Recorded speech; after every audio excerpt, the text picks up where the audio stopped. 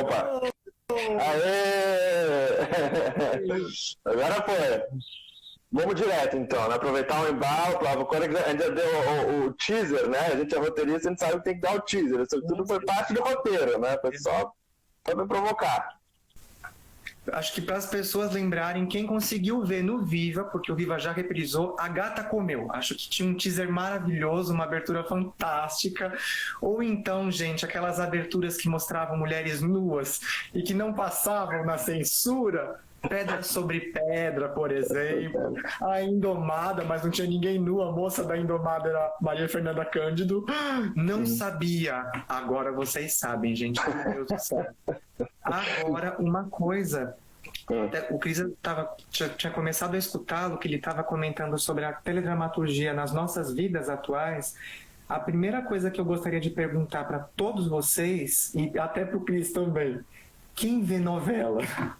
Quem ainda vê novela?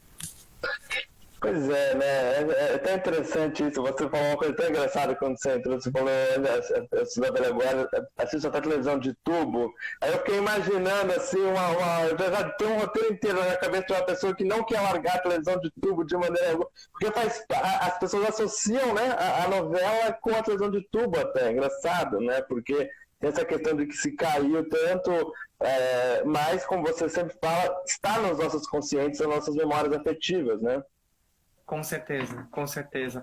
Eu fiz esse comentário porque, assim, Amor de Mãe, quando estreou, a última novela agora, que começaram a regravar, inclusive, teve aquele problema com a Jessica Ellen, coitada, porque ela teve Covid, então ela tá passando por aquele prazo de quarentena até para negativar e voltar a gravar.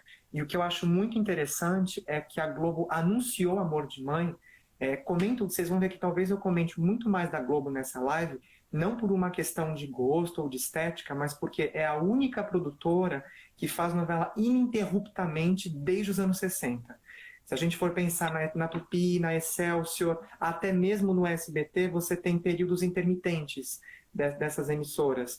Ou no caso da Excelsior, que começou a produzir e simplesmente caiu na época por conta do regime militar, que não aceitava até a forma como eles apoiavam o João Goulart.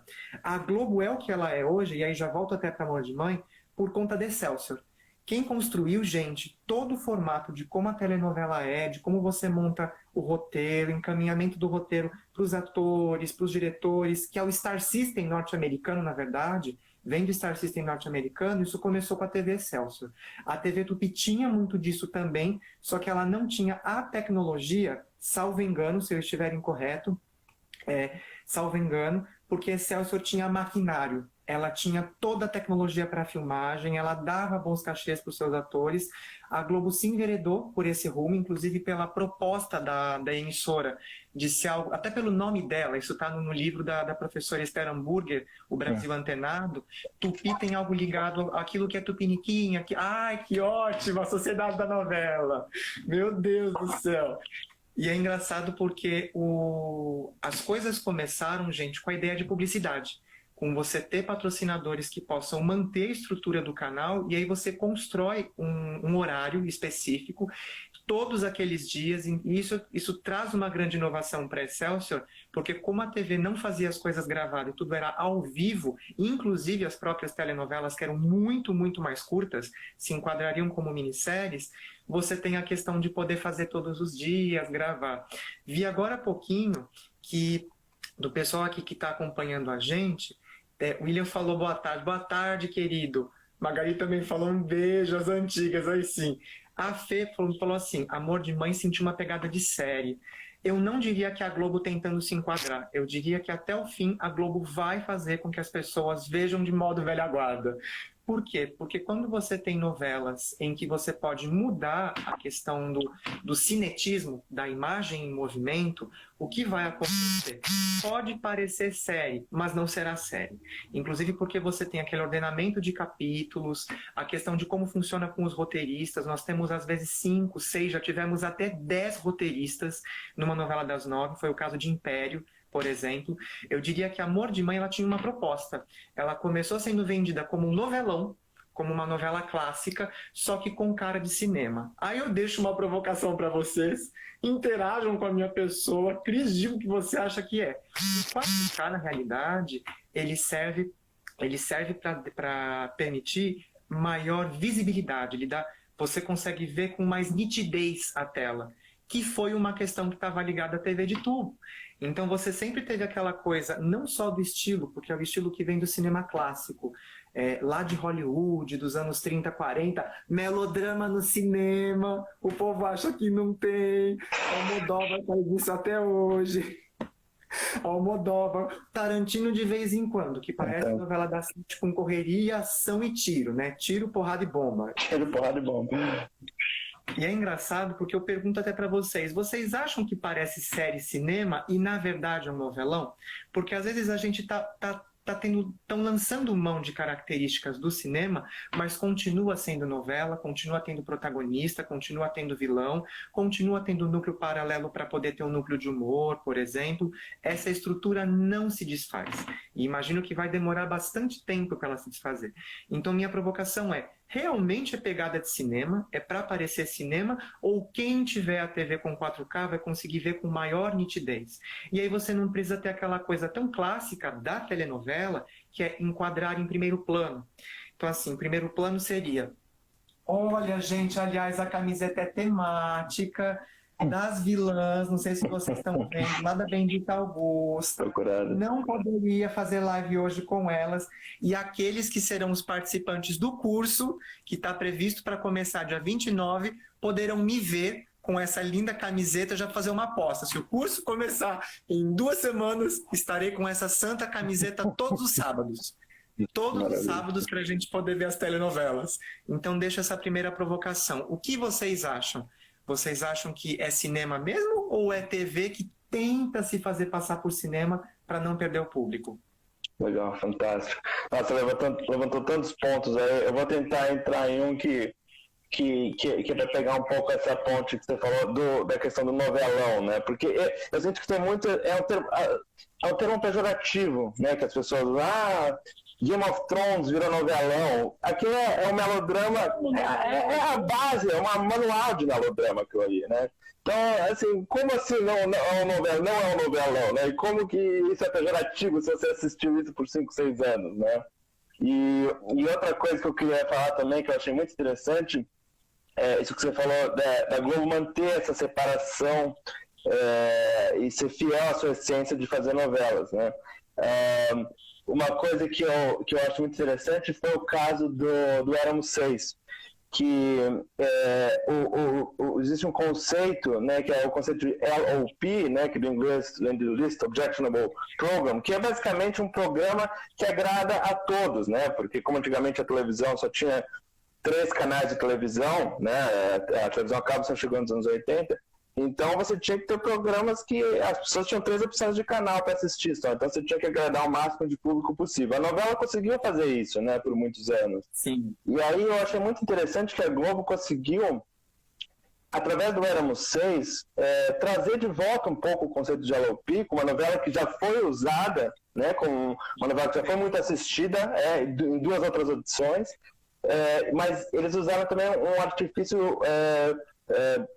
digamos assim, de negócios, né, que seria unir a plataforma com a televisão, né, então você via esse público que já não assiste mais a televisão tradicionalmente falando, se uniu ao público que ainda assiste a televisão tradicionalmente falando, e você via as pessoas comentando a novela na rua, como a gente não via, acho que há 15 anos, né. Muito interessante. É interessante no caso da Éramos, porque assim, o SBT estava desenvolvendo uma tecnologia para gravação, inclusive naquela época. Foi, curiosamente, não sei se vocês já perceberam isso, daqui a pouquinho até vou responder a Magali e a Carlinha falando aqui, o Pedro comentou, ficou confuso, tumultuado. É interessante porque até o começo dos anos 90, quando a Globo passava uma telenovela, ela numerava o capítulo. E eu já vi comentários de espectadores que falavam, nossa, eu tinha uma impressão de que ela ficava mais organizada, você tinha noção de onde a história estava acontecendo. E o que é muito engraçado, hoje você tem a telenovela das 9, digo, gente, e até mesmo no Record, um capítulo vai ter 40 minutos de ação. 45 ou até mais, 50, 55. É um telefilme. Então você teve que construir uma estrutura de telenovela com telefilme, teve que adiantar as cenas, porque cada cena tinha 5, 10, até 15 segundos ocupando o primeiro plano, gravando primeirinho plano, primeiríssimo plano, se é só meu rosto, close, se é só meu olho. Então você vê que esses 3 formatos de filmagem tiveram que acelerar muito, bastante, para que as pessoas pudessem continuar vendo e falando assim, quero que aconteça tudo. E coisas que nós demorávamos às vezes 100, 150 capítulos para ver, hoje acontece em 20. E às vezes a novela ganha o público, isso em qualquer emissora, não é só Globo não, a novela ganha o público e depois de ganhar um público parece que tem uma barriga. Aí nós fomos mal acostumados com o João Emanuel Carneiro quando ele fez A Favorita e Avenida Brasil. Porque muita coisa acontecia, você não tinha uma impressão de que a novela estava embarrigada, e olha que foi uma novela até que longa, com 7 meses, no caso, e que conseguiu dar conta de uma espécie de matrioshkas de identidade. Você pega aquela boneca russa, e a Carminha era outra. Você conseguia ter uma coisa, quem é quem não é quem, filho da Carminha, filho adotivo, filho biológico, ela é enteada, não é mais enteada, ela é sogra, ela é nora. E assim, parece que brincava com a ideia da tradição familiar, que sempre é tão cara a telenovela, como no seu exemplo que deram 6. Você pega uma saga de uma família, às vezes eu observava quando a Globo estava passando o outro remake da Éramos 6, e para isso, na minha opinião, gente, de espectador, tá? Não de pesquisador, porque eu trabalho com comunicação e semiótica e faço várias análises, estudo, trabalho com algumas novelas no meu mestrado, e novelas da antiga, da Idade da Pedra, Selva de Pedra, aliás, trabalho com Selva de Pedra. Excelente exemplo, Por exemplo. E o que acontece? Você observa que o público ficou mal acostumado no bom sentido, porque ele quer ter um novelão ali. E Éramos 6, quando eu observava, às vezes eu falava, gente, mas por que as imagens estão tão escuras? Por que a fotografia está tão escurecida? A novela já é triste. A novela já tem um tom triste, a autora mudou o final, inclusive, porque a dona Lola fica assim lá na casa de idosos, abandonada e ferrada, como muita mãe de família. E o que acontece? Quando a SBT fez isso, você percebe um novo gostar de ver algo que já havia passado. As novelinhas das 6, do Benedito Rui Barbosa, por exemplo, do Manuel Carlos, Maria Maria, por exemplo, A Sucessora, do Benedito quando ele fez Os Imigrantes na Band. Então, aquela coisa que talvez te leva a uma nostalgia, aquela coisa que você lembra do bolo de fubá, do cafezinho, para poder acompanhar com a telenovela. E é engraçado porque hoje, às 6, ela virou quase que uma porta para você entrar para as 9 da noite. Então você tem novelas muito ágeis, com muito suspense, quando não era tão assim. A novela das 6 estava muito ligada a uma crônica de costumes, tendo vindo daqueles formatos literários. Não só Cris, Éramos 6. A Record vai tomar a mesma estratégia com o remake da Escravizaura, quando ela toma sua teledramaturgia em 2005. Tenta com uma novela urbana, que era Metamorfoses, não dá certo. No ano seguinte ela entra de novo com o remake da Escravizaura, que às vezes tem dia aqui ela tá passando, gente, eu não sei se é a 4ª ou 5ª vez, por favor me atualizem, se é a 4ª ou 5ª vez que está passando. E o que é engraçado, ela tem dias que ela é a maior audiência da Record, ou uma das maiores audiências do dia da Record. Sim. Então, assim, Vale Tudo já foi reprisada 5 vezes contando com exibição original. A Gata Comeu, se eu não me engano, 4, junto com Viva e Vale a Pena Ver de Novo. A Viagem, idem. A Viagem vai voltar a passar, segundo tinha visto até essa semana, no Viva. Então isso é muito interessante, porque a Globo encontrou sua Maria do Bairro. A Globo encontrou o Chaves. Isso brincando muito, porque na novela são histórias que parecem atemporais. Elas mexem com o público, elas seguram a audiência. Laços de Família, que vai voltar no Vale a Pena depois. Eu comentar com você que justamente essa...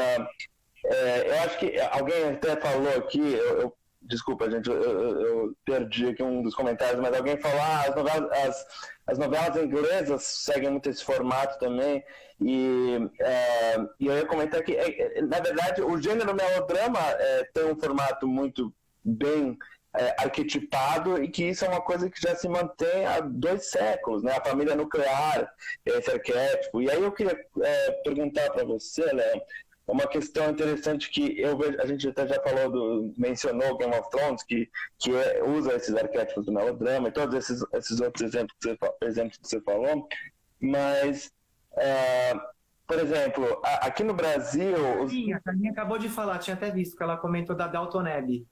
Downton Abbey novela, gente. Exato, família nuclear também, né? Agora, assim, a gente aqui no Brasil, quando as novelas começaram nos anos 60, naturalmente não tínhamos escritores especializados em novela, né? E aí o Brasil trouxe muito dramaturgo, como Dias Gomes, Jeanette Claire, o próprio Benedito Rui Barbosa, né? E aí o que eu vejo que tem um pouco assim, uma discussão em relação a isso, que essa geração toda entrou com novelas fantásticas, né? O Bem Amado, assim, novelas absolutamente geniais, né? E aí nos anos 80 essa geração foi ficando um pouco mais velha, foi se aposentando, e aí tem um gap, né? E o pessoal fala muito que esse gap dos anos 80 só foi retomado ali com Glória Pérez, enfim, com essa geração, né? Então eu queria que você falasse um pouco disso, assim, como que o Brasil, afinal das contas, conseguiu formar roteiristas e criadores e dramaturgos para a novela, especificamente. Para a TV. Para a TV, perdão. É interessante você comentar isso, Cris, porque assim, eu tenho formação como roteirista de TV. É engraçado que nos cursos de roteiro, fiz pós em roteiro no Senac, você vê uma coisa muito voltada para o cinema, até por uma espécie de complexo de vira-lata, digamos assim, do cinema brasileiro, que produz tanta coisa fantástica e sensacional, o pessoal de Pernambuco, o pessoal aqui de São Paulo, que é muito experimental, com câmera como metalinguagem, que é algo que tentaram colocar na telenovela, e às vezes eu falo assim, será que não é uma coisa que vai levar uns 10 anos, assim, mais ou menos, para ser introduzida como uma técnica? A Avenida Brasil, gente, está para completar quase 10. Ela foi realizada por uma audiência altíssima, aliás, eu sempre apostei isso. Falava, gente, a Avenida trabalha com uma história clássica de vingança, classicíssima de vingança, que aparece, por exemplo, em Fera Radical, Paulo Mader de moto, Fera Radical, idêntica. A única coisa, a Rita, no caso, a Nina Rita, ela parecia mais masculinizada.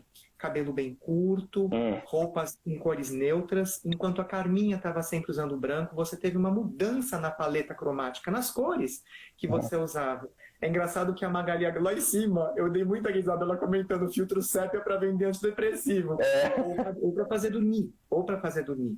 Porque, assim, às vezes parece que é algo que é da estética, eles querem criar alguma coisa diferente, o público não aceita, e aí vê assim, será que dá para fazer isso com certos núcleos?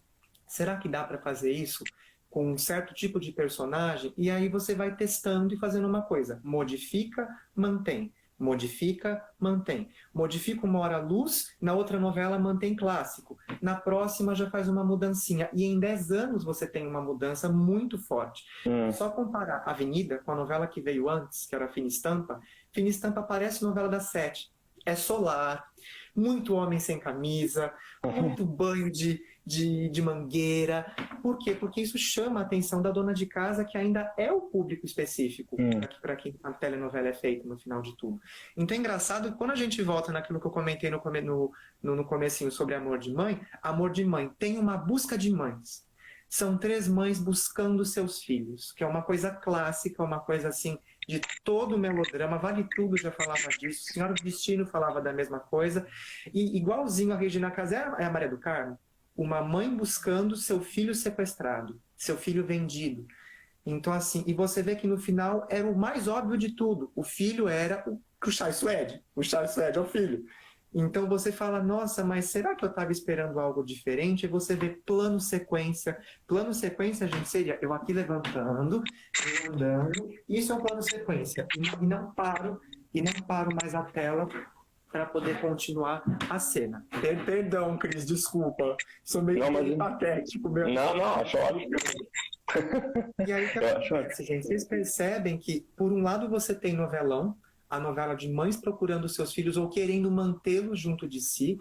E é engraçado que Amor de Mãe problematizou a mãe moderna. A mãezona, que é a Regina Casé, a mãe controladora, que é a Adriana Esteves, e a mãe que não pôde ser mãe. Porque quase abortou na adolescência, vendeu o filho, mas que tipo de mulher faria isso?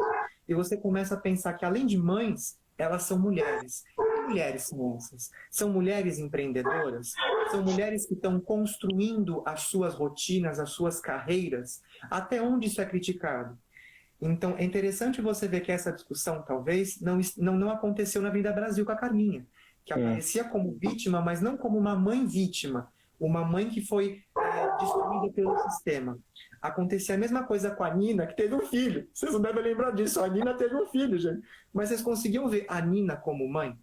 Tão fria, tão sórdida para poder prejudicar aquela vilã que ela tanto detestava? Quando você olha para isso na Laços de Família, você conseguiria conceber uma Helena como aquela da Vera Fischer hoje, 2020? Então, todas essas questões também indicam mudanças. Elas também indicam grandes modificações na forma de fazer telenovela.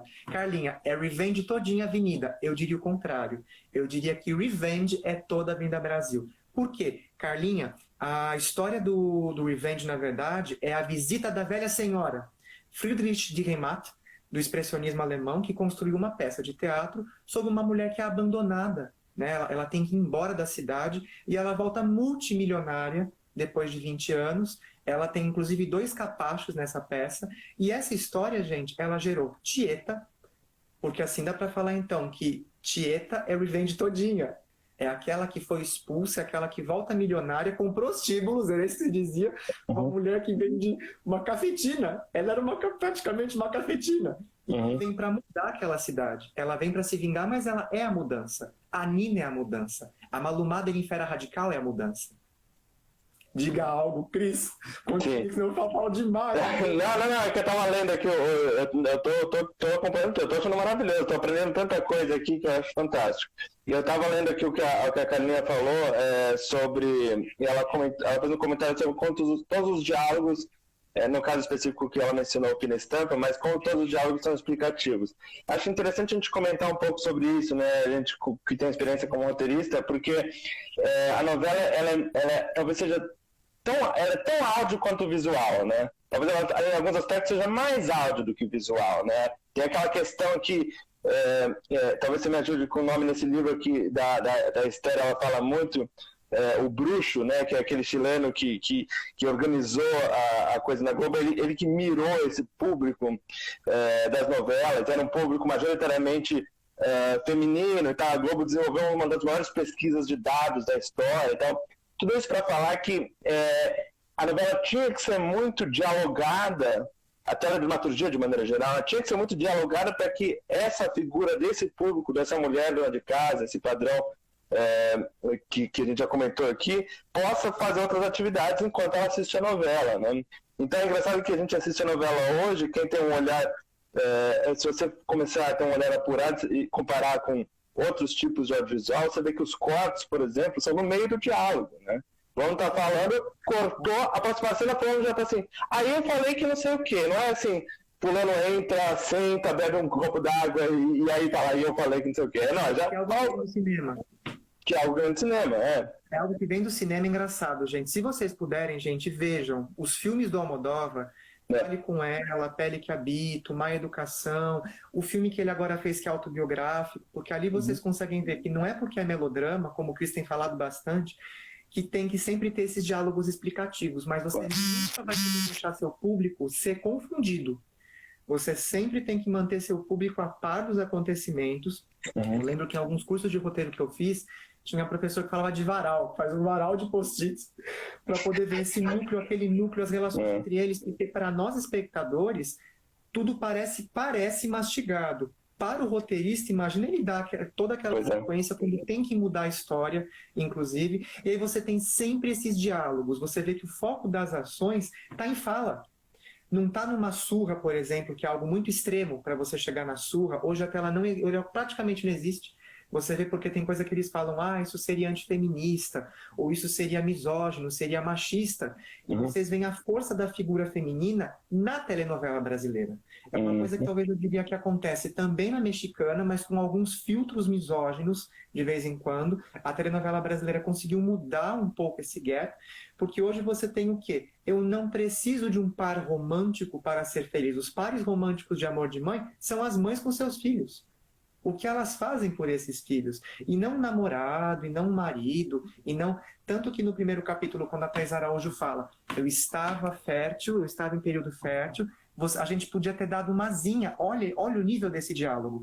A gente podia ter dado uma zinha. Quando você pensou que isso entraria no horário nobre da Globo? Excelente ponto. A Fê perguntou, vocês acham que o melodrama se encaixa mais na cultura latina do que nas outras? Eu diria que ele se encaixa na nossa, Fê, porque existe uma coisa que alguns autores comentam sobre mestiçagem, e que ela é muito cara. Mestiçagem seria o quê? Não só a questão de mestiçagem das populações, não só isso, mas de mestiçagem em termos culturais. Então você tem aquela grande bagunça, aquele grande caldeirão fervendo da cultura do colonizador, da cultura do colonizado, e como Martim Barbeiro fala, um outro doido que estuda novela, doido que estuda novela, que ele vai falar muito assim, não é porque vem daquilo que se chama o quinto poder, o quarto poder, que é a mídia, os mass media, os meios de massa, não é porque vem dos meios de comunicação em massa que quer dizer que eu sou passivo, que eu fico assim. Aqui vocês estão vendo TV de meu quarto, gente? Eu fico assim, ó. Não, pelo amor de Deus, é subestimar o público. Então, assim, na realidade, são formas de fazer, como até o Christian comentado, de deixar tudo mais rápido, menos explicativo, até quando você comentou da fina estampa, dos diálogos que acabam trazendo essas características, e ao mesmo tempo, de você pensar numa inteligência visual, numa inteligência que congregue todas as linguagens que estão por trás do visual, os próprios atores encenando, a direção de atores, porque tem um movimento de teatro, sim. O povo, eu não sei se você viu isso, Cris, quando estava passando A Dona do Pedaço, que a Agatha Moreira era criticadíssima pela forma de interpretar. Ela fazia igual a Veda, do Mildred Pierce. Ela era igualzinha a Veda. Até o jeito de falar da Juliana Paz não é aquele, gente. A Juliana Paz deixou a voz esganiçada. Pega a Juliana fazendo a vilã da novela das 7 agora, a Carolina, que está sendo reprisada pela Globo, é outra Juliana, é outro corpo, outro gestual, porque as pessoas dizem, mas ele me interpreta bem. Às vezes não, é de propósito para irritar o espectador. Isso é uma questão muito interessante. Isso é uma coisa que o pessoal pega muito também. Eu não vou dizer pega no pé, talvez não seja a maneira mais adequada de se colocar, mas é uma coisa que se analisa muito, a questão das atuações, né? É claro, é uma discussão muito complexa, eu não quero que a gente se perca nisso daqui, porque é perigoso, mas é uma questão que realmente tem muitos atores que se preparam quase que exclusivamente para trabalhar na novela, né? Tem atores que tentam fugir desse estigma, né? E é uma coisa interessante isso, porque é uma forma de atuação, né? E tem um quê teatral, porque a gente filma a novela classicamente aquele negócio de 3 câmeras, né, e tal. Então, o diálogo, ele é um ping-pong mesmo, ele é filmado simultâneo, não é aquela coisa de uma câmera que você filma todo mundo, aí corta, agora filma o outro lado, né, como é comum no cinema. Então, isso força o ator a estar atuando teatricamente, né, com teatralidade constantemente, né, isso é um ponto interessante também. Alguns atores até que eram muito do teatro, Irene Ravache, que inclusive foi a Dona Lola da Éramos Seis, de 94. A Irene Ravache dizia assim, eu amo atuar em TV. Eu sou suspeito porque eu também. Eu adoro TV, gente. Eu amo demais. Amo demais. Como ator, o que é engraçado, eu tenho uma veia um pouco cômica, forte, porque eu ironizo, porque eu faço essas brincadeiras, essas bobagens com vocês, ou quando eu estou apresentando, o que é muito interessante. Quando você vai para a TV, a primeira coisa que eu escutava de professora minha, joga fora o texto, Leandro. Joga fora o texto fala como se você falasse no cotidiano. E você aprende tanto a impostar a voz, a colocar a sua voz naquele espaço de teatro, para ela poder ecoar, para que todos possam escutar. E não é assim na TV. Então, quando as pessoas falam a TV limita o ator, eu não concordo. Eu acho que a TV amplia o ator. Ela faz o ator se expandir e vice-versa. Porque eu acho, para que a gente vai ficar brigando teatro com TV, com cinema, quando são linguagens diferentes? Total. Quando são várias outras formas de ser ator, de ser produtor, de ser diretor e de ser escritor. Como roteirista, como romancista. Totalmente. Quando você comentou até do comecinho da TV e da relação com o pessoal que não tinha formação para TV, tudo veio do rádio, gente. Muita coisa veio do rádio. E é engraçado que isso deu muito certo em toda a América Latina. porque você tinha uma programação de rádio com 6, 7, às vezes 12 novelas, pasmem, 12 novelas todos os dias no rádio. Então, o formato do rádio veio para a nossa telenovela. TV Tupi e TV Globo fizeram isso com Beto Rockefeller, em 68, e Janete Claire com Véu de Noiva, em 69, para criar a novela urbana que a gente vê até hoje. Então, se eles não existissem, nós não teríamos o formato que a gente tem hoje de discutir problemas sociais, não só o merchandising, mas colocar um pouco isso nas telenovelas. Isso vem dos anos 60. Então você vê que é algo que não está tanto no México, inclusive, mas que está com a gente. É algo que às vezes não está tanto na Argentina, porque são 3 grandes polos produtores. Mas pergunta se a Globo já conseguiu fazer algum fenômeno como Chiquititas. Chiquititas é um fenômeno que eu via doido nos anos 90, que o SBT regravou depois, regravou agora, inclusive. Vi aqui você falando de novo. Minha avó, quando ficou mais velhinha, não gosta de ver novela das 9 porque gritam muito. Muito bom. Adoro! Mas eu tô gritando. Não, esse é o ponto que é bem interessante, inclusive, porque muita gente da geração da minha mãe para cima, minha mãe tem 60 e poucos anos, enfim, dessa geração de 60 e poucos anos para cima, realmente eu reparei que parou de ver novela quando acabaram as novelas de época, né? As novelas de época marcaram muito e aí elas foram aos poucos reduzindo. Hoje em dia, me corrija se eu estiver errado, mas são poucos os casos. Tem algumas, repassou agora a novela do Dom Pedro, né, da Domitila e tal, mas aquela novela tipo Terra Nostra, esse tipo de novela, não tem se visto mais. Por que você acha? Você acha que tem uma questão cultural, é uma questão puramente de público, uma falta de interesse das gerações mais novas? Eu insisto no novelão. Eu acho que se a novela tiver uma base e for uma base clássica em que você encontra protagonista, mas uma protagonista bocuda, tá, gente? Então. Protagonista sonsa, sem sal, sem açúcar, não dá audiência. A não ser que você passa pra sofrer no meio da novela, levar uma surra. Janete Claire falava isso em Diário. Protagonista não tá chamando a atenção, dele uma surra. Foi o que fizeram em Rock Santeiro. Dele uma surra.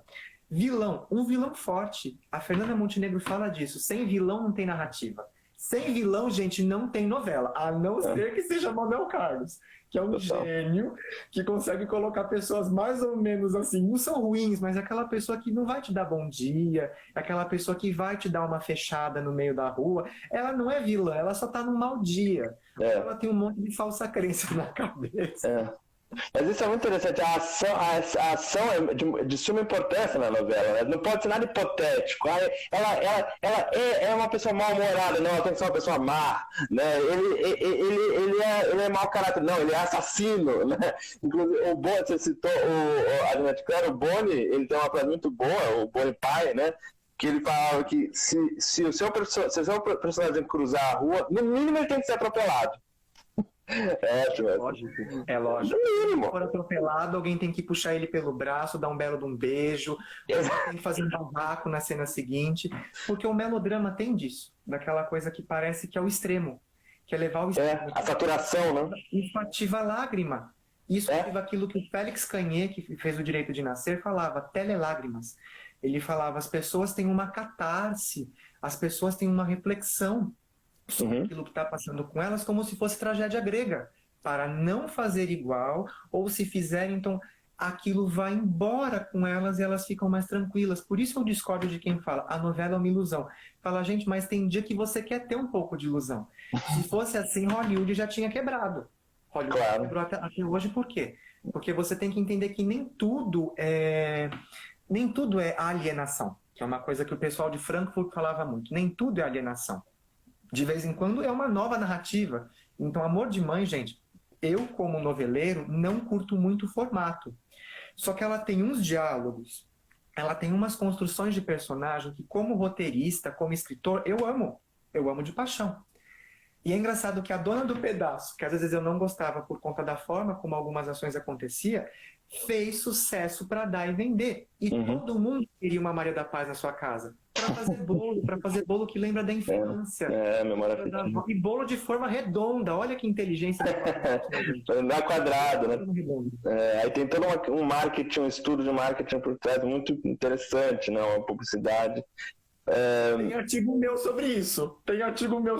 Empreendedorismo. Maravilhoso. Nossa, olha, você tem que compartilhar aqui depois, porque esse com certeza muita gente vai querer ler, porque é uma questão muito pertinente. Vocês pensam, Fábio Rives, eu conheço esse daí. Vocês pensam que as séries ocuparam um lugar complementar ou substitutivo das novelas? Quer se arriscar? Eu diria que nenhuma nem outra. Talvez eu diria que um pouco complementar, mas eu diria que até as séries, especialmente as séries dramáticas, eu sei que a Fernanda perguntou lá em cima do dorama, inclusive, essas séries têm o seu público, essas séries vêm de um formato de soap opera. Soap opera não é novela, são coisas diferentes. Soap opera, gente, começou a acontecer por conta de narrativas de navio naufragando. Quando você tinha narrativa de navio naufragando e você tinha os sinais de código Morse, a soap opera surge a partir daí. A novela, como vocês veem da Globo, você já espera como vai ser o final. Agora, a soap opera não. Se não tiver patrocínio, ela não continua. Então, diria, Fábio, que na verdade as séries elas pegaram muito dessa coisa dramática da soap opera e mais umas colheradas lá da telenovela, como a gente conhece, do gancho. Pega Revenge. Todos os episódios do Revenge das temporadas tem um gancho assim alucinante, termina com aquela trilha sonora de gancho. Inclusive, Breaking Bad fazia a mesma coisa. Eu tive um colega de pós, Fábio, que dizia assim: é um crime, Leandro, você dizer assim, que Breaking Bad é um novelão. Falei, mas é um elogio do mais sincero possível do meu coração. Porque você pega aquele personagem que vai se transformando num vilão pouco a pouco, é muito complexo. E de você ter uma ação assim, 1 mais 1 dá 2 e 2 mais 2 dá 4, com a sucessão de ações que ia intercalando o núcleo principal. E assim, aquele protagonista enlouquecendo na droga, de produzir as drogas, tudo. Magali Emily, malditinha maravilhosa. Emily, a fera radical, gente. A Emily do Revenge, a fera radical da Malu Mader. Igualzinha, só faltava andar numa moto, inclusive. Mas não pode porque ela vira uma Barbie, né? Ela vira uma Barbie total. Então eu diria, Fábio, que esse lugar das séries, ele está ao lado. Eu não diria que complementa, eu diria que você tem público para tudo. Porque se a novela fosse de todo ruim, você não tinha, agora que estão reprisando Fina Estampa, 35, 40, 50 milhões de espectadores por dia. Esse é um número que os Estados Unidos não têm. Eles vão ter esses números no filme, só que assim, exportando o filme para o mundo todo. A Globo tem isso numa única novela. E lembrem de uma coisa, juro que digo isso e você continua, Cris. A telenovela, gente, ela é muito mais barata de se produzir para nossa estrutura, porque cada capítulo pode custar 300, 500 mil, até 1 milhão, que é o capítulo inicial, o capítulo final. Só que no final de tudo a novela, gente, vai custar 90, 100 milhões de reais. Tem filme que não é de animação, que custa o dobro disso. E às vezes você vê um público bem menor do que esse e você fala, nossa, será que o lucro, no caso, é tão bom quanto o que a Globo tem com telenovela, quanto o que a Record tem, o SBT, que virou um especialista em novela infantil. Inclusive, a Fê colocou aqui de moda. Olha, eu diria, Fê, que não é só o lencinho no cabelo da Maria da Paz, não, que você comentou, você falou da Dança do Ventre. Na Maria da Paz você tinha o jeito dela se vestir. E aí você tem uma coisa muito engraçada. O vilão passa também a fazer merchandising de produto, a fazer marketing, desde a Carminha. Tinha gente que não queria fazer vilão. Caso da Suzana Vieira em Senhora do Destino, porque o Agnaldo Silva perguntou para ela, você quer fazer a NASA ou você quer fazer a Maria do Carmo? Ela falou, eu prefiro fazer a Maria do Carmo porque tem a parte do merchandising que é de construção civil. E eu posso ganhar um pouco mais com isso. Então, quando do vilão, ela fala, a minha imagem, se eu for a vilã, vai ficar desgastada, no caso. E a Nazaré, como ela diz até, fez aquele deslumbramento de papel e ela colocou uma coisa interessante. A partir da Nazaré, você tem o vilão engraçado, ele pode fazer merchan também. Você quer ter a roupa da Carminha, você quer ter aqueles ternos maravilhosos do Félix, gente. Muito legal. Eu quero aproveitar essa questão, só voltar uma coisinha no negócio que o Pablo falou das séries e tal. É interessante isso também, que você entrou um pouco na questão da estrutura, né? Isso é uma coisa que é muito pouco falada, né? Como as novelas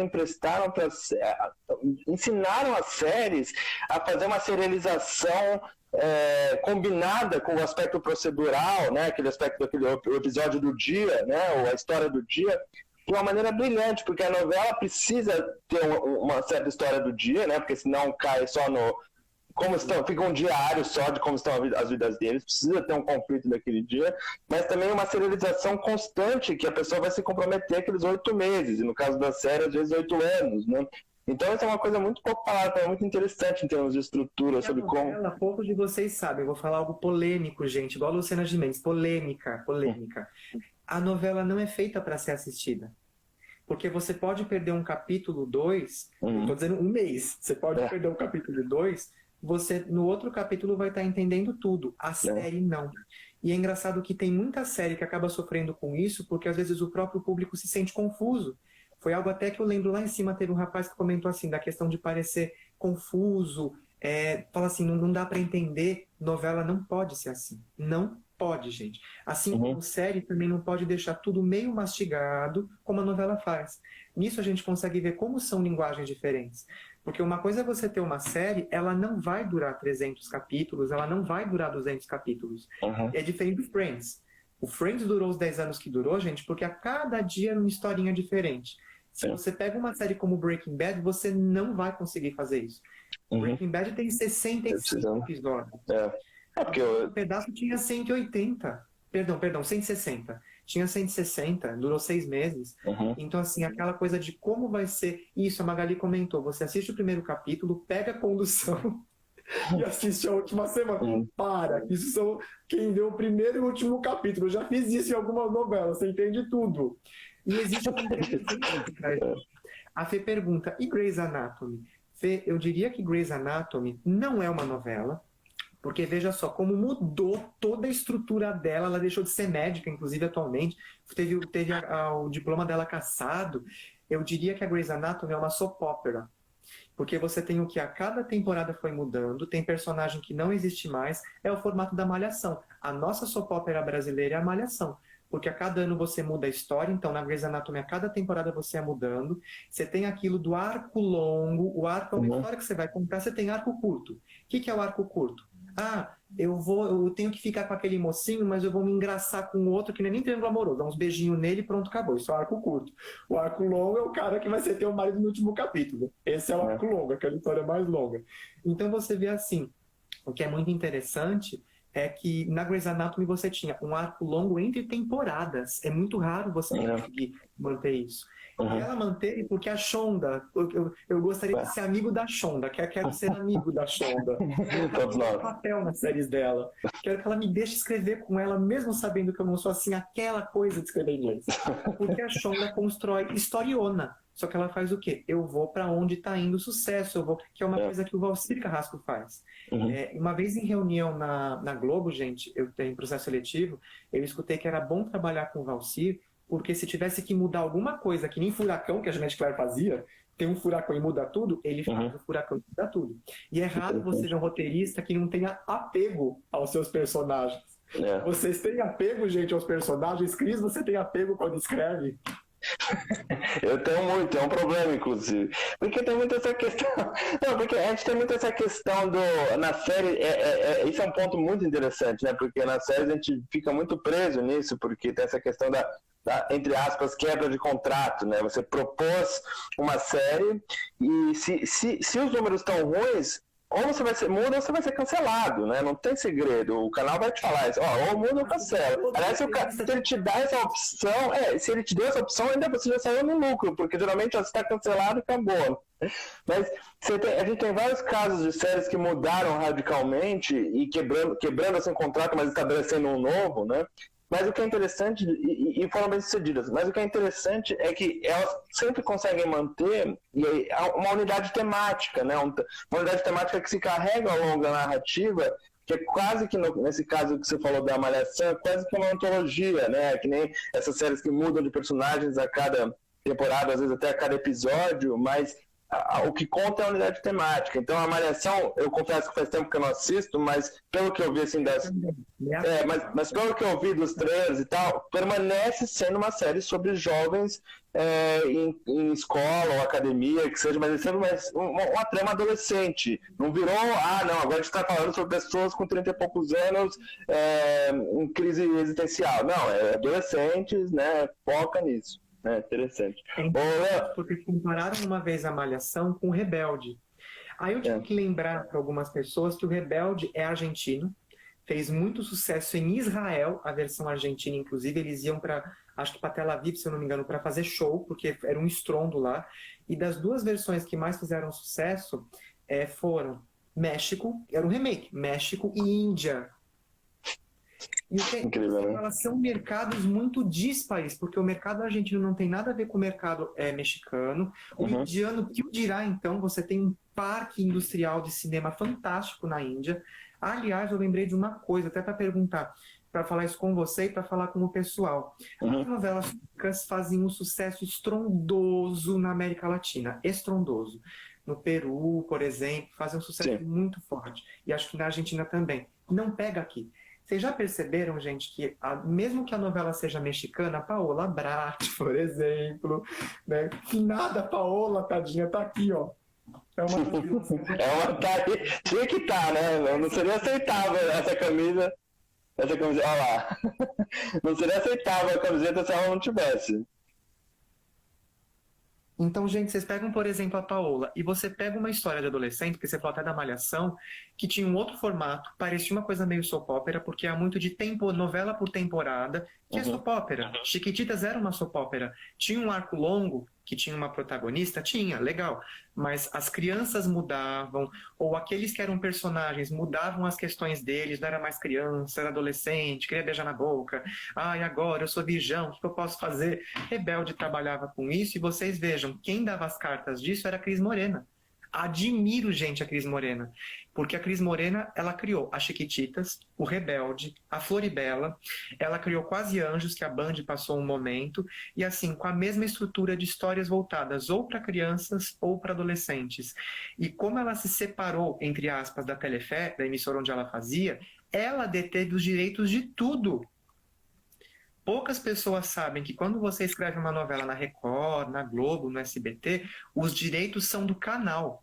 Os direitos não são da gente que faz roteiro. O direito é do canal.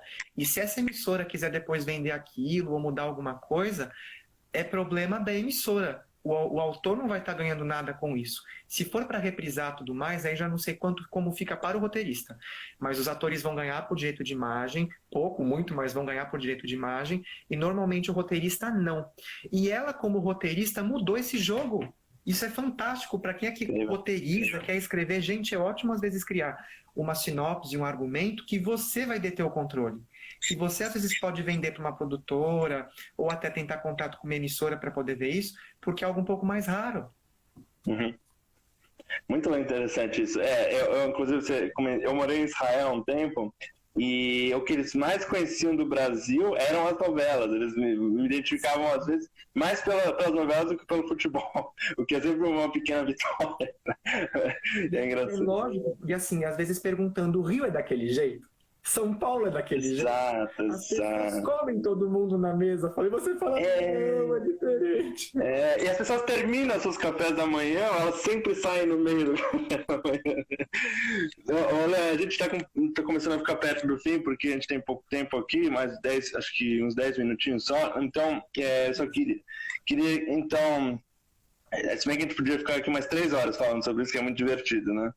Mas eu queria... Eu amo. Eu também. Eu queria só falar duas coisas nesses últimos 10 minutinhos. Primeiro, eu queria que você falasse um pouco do seu trabalho. Você lançou o seu livro... Opa, caiu. Você lançou o seu livro recentemente, Lima, Limão, Limoeiro, né? Eu queria que você falasse um pouco do seu livro, do seu trabalho. Bom, fale um pouco do seu trabalho. A primeira coisa que eu quero, antes de mais nada, eu não fiz isso no começo por estar esbaforido. Então, vocês já sabem, quem for fazer o curso, gente, aqui no IC de Teledramaturgia, sabe que vai conhecer, essa mesma pessoa que está sendo aqui vai ser no curso. Aproveitem isso. Então, quero agradecer muito ao Instituto de Cinema pela confiança, porque é uma honra, assim, poder dar uma live de um assunto que às vezes as pessoas falam, nossa, ninguém mais vê, ninguém mais fala. Eu falo, mentira! Você puxa de alguém um Meleno, uma Nazaré, você puxa uma Carminha do nada. Você puxa Top Model, o povo que vi. Então, quero agradecer muito a você, Cris, a Júlia, que ajudou muito, coitada, da parte técnica, muito tadinha, obrigado, Júlia, a Tamires, com quem entrei em contato inicialmente, a todos vocês do Instituto, por poderem fazer isso se realizar. É assim, é um desejo que eu tenho dar o curso de História e Análise há muito, muito, muito, muito tempo, porque eu acho que é uma coisa que tem faltado, não só para a formação do roteirista, mas na formação de alguns autores, produtores, diretores, que se não trabalharem com TV, queiram trabalhar, no caso. Para entrar em contato com a linguagem, para entrar em contato, que é uma coisa tão gostosa, analisar tudo, gente. Acho que eu vou usar os 10 minutos para analisar um pouquinho novela.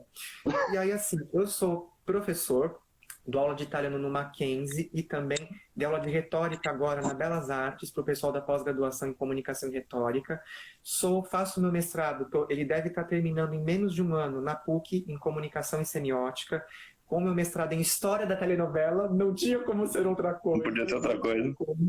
E mandar um beijo muito grande para minha orientadora, a professora Valdenise. Um beijo, fazer que nem a Xuxa agora, que manda um beijo para quem pode. E quero muito agradecer essa oportunidade. Eu sou professor no Mackenzie na Belas Artes, tinha dado inclusive um curso de criatividade. Lá dei um bem pocket, também teve esse formato por IC. O da Belas Artes foi pocket, na verdade, foi praticamente a metade do que eu faria num curso mais extensivo, que é o caso dela também. E eu sou professor roteirista, sou roteirista formado tanto pelo Senac como de vários outros cursos que tocavam em dramaturgia, tudo. Aguardo uma sinopse que foi encaminhada para Portugal, tem um tempinho, que eu registrei lá e mandei para lá também. A estrutura de TV portuguesa é maravilhosa, gente, é uma delícia, é fantástica. E fora isso, também trabalho com script doctoring, que são aquelas revisões de roteiro, tudo mais, que estão ligadas a isso, tanto para o pessoal que está fazendo audiovisual, quanto de outros formatos, mais curta, na verdade, mais curta. Adoro trabalhar com isso, sou ator também, tive assim bem menos trabalhos a partir de 2016 por conta da crise econômica, tudo mais, mas amo de paixão e eu amo a novela. Então assim, minha intenção é daqui a algum tempo estar já trabalhando com telenovela, pretendo muito, ou aqui ou fora do país, porque tem mercados muito bons, muito pouco conhecidos, Emirados Árabes Unidos, Turquia, México tem coisas muito interessantes acontecendo, até para o mercado norte-americano. Então, assim, sou escritor, roteirista, ator, professor, adoro muito fazer tudo isso, e por muito tempo ainda trabalho, mas menos, também sou produtor cultural. Trabalho com lei de incentivo, Ministério da Cultura, Ministério nem existe mais, perdão, Ministério da Cidadania, Secretaria de Cultura, a Secretaria de Cultura do Estado PROAC, com editais, inclusive, já tive vários aprovados. Eu era quem montava os projetos do Museu do Futebol, se vocês lembram, da Fundação Gol Direito, também, dentre outros clientes e tudo. Então, a primeira coisa que eu quero fazer é agradecer por tudo isso, pela presença de todos no caso. E, assim, a mediação do Cris foi maravilhosa. Ele entrou em contato comigo e falou: Leandro, eu adoro esse tema, mexe com cultura pop. Eu falei: não dá para falar pouco sobre isso. Fica uma conversa de bar, uma noite inteira. Assim. Nossa Senhora. Tranquilo. Não, eu que agradeço, foi muito legal também. Agradeço também o convite do INC, muito legal que eles me chamaram para mediar. Não, você fez tanta coisa, porque se alguém está anotando aí, já acabou o papel, né? Como diz a minha amiga Suzy, é um perigo. Não... Parabéns, viu? Muito legal. Meu Deus. Mas eu acho, isso é maravilhoso. Olha, eu acho que hoje, na nossa geração, tem que ser assim mesmo. A gente faz um monte de coisa, a gente abre várias portas, a gente é bom em várias coisas mesmo, e é assim mesmo, e tá ótimo, e é lindo. Livro. E o livro, claro, você esqueceu do livro. Nossa, tô tão empolgado com telenovela que é uma das coisas, o livro é outra. Eu sou escritor de romances também, tive um que eu não consegui publicar durante a infância e adolescência, guiado por meu pai na época e tudo. Ainda não está, que era sobre bruxaria, não tinha nada a ver com Harry Potter, inclusive. E o que eu criei, o Lima Limão Limoeiro, é uma história, assim, no estilo meio diário, estilo novela das 6 de época. Então, para quem é velha guarda, vale muito a pena a leitura. Tá na Amazon, se vocês quiserem até escrever aqui para vocês, é Lima Limão Limoeiro. Lima Limão Limoeiro, Aliás, dá pra fazer, eu queria depois fazer uma live inteira só sobre, porque você se autopublicou, né, no Kindle, não foi? Sim, tinha então, publicação no Kindle, continua lá, gente, na Amazon. Na Amazon, legal, isso dá pra fazer uma live inteira só sobre isso também, porque é uma coisa muito interessante e crescente, né? Sim, legal. Fez o mercado crescer muito assim, e tem muita gente, até pro pessoal que comenta do folhetim, inclusive, tem gente que está publicando conto, vou chamar assim entre aspas, conto, mas que parece um episódiozinho. E a pessoa às vezes publica e fala que custa R$1 como se fosse alimentando. E às vezes faz uma sequência de historinhas daquele personagem, como Agatha Christie, por exemplo, e Dostoiévski, para o povo que fala, eu não vejo novela e leio Dostoiévski, eu digo a vocês, Dostoiévski pagava as contas na Rússia, fazendo folhetim para jornal. 100%, 100%, isso é fantástico.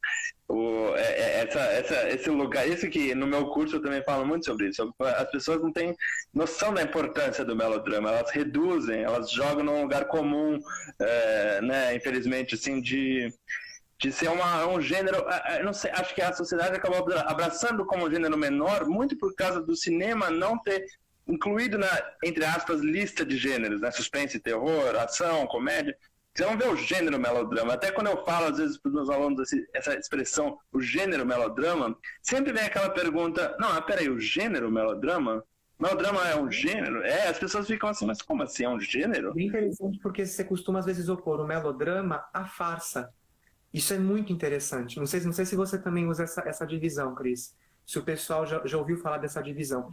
Porque o melodrama, gente, ele pegaria uma chave, não porque chama assim, porque drama em grego é ação. Melo é melodia, música. Seria algo que vem lá do pessoal, lá da Revolução Francesa, a cabeça cortada de Maria Antonieta, sabe, gente? Robespierre, que morreu depois também. Toda aquela coisa da burguesia que se assenta no poder político, no poder social, no poder econômico francês, só que eles têm uma nova forma de ver as histórias, porque agora você tem o espaço público e o espaço privado. Você vai ter narrativas desse espaço privado, de como e aquela coisa assim, burguês com burguês, quem vai se casar com quem, formação de novas famílias, que é diferente do feudalismo, que não tem nada a ver com as estruturas feudais, com as estruturas monárquicas, inclusive, que são praticamente da Idade Moderna, depois são novas. E você vai ter a farsa que costuma descambar, usando o que feio a dança para escambar, para o riso, que costuma escambar para o riso, mas para crítica social, inclusive. As novelas da Sete de hoje, gente, eu posso dizer assim, elas são melodramáticas? São, mas elas são muito mais farsas, muito, muito mais farsas do que propriamente melodrama, quando brinca com essa coisa do humor. Se eu tiver errado, me diga, Cris, alguma coisa de errado. Não, eu tô adorando. Você até perguntou por onde... Eu começo meus cursos falando, tudo começou, que eu pego a partir da Boulevard do Crime, aquela questão dos teatros na era napoleônica, então eu começo assim, tudo começou no século XIX com a Boulevard do Crime, e aí eu parto daí. Mas, infelizmente, a gente tem que encerrar, porque senão parece que vai cortar sozinho aqui. Então, muito, muito obrigado. Parabéns por todo o seu trabalho incrível. Parabéns, foi uma delícia também mediar esse bate-papo. Muito legal. Pena que não dá para continuar. Gente, fiquem ligados nos cursos do INC. Vamos fazer o curso do Leão, vamos fazer os cursos. Um grande abraço para quem participou. Muito, muito obrigado. Aliás, um abraço para quem não participou também, né? Muito obrigado pela dinâmica e pela interação.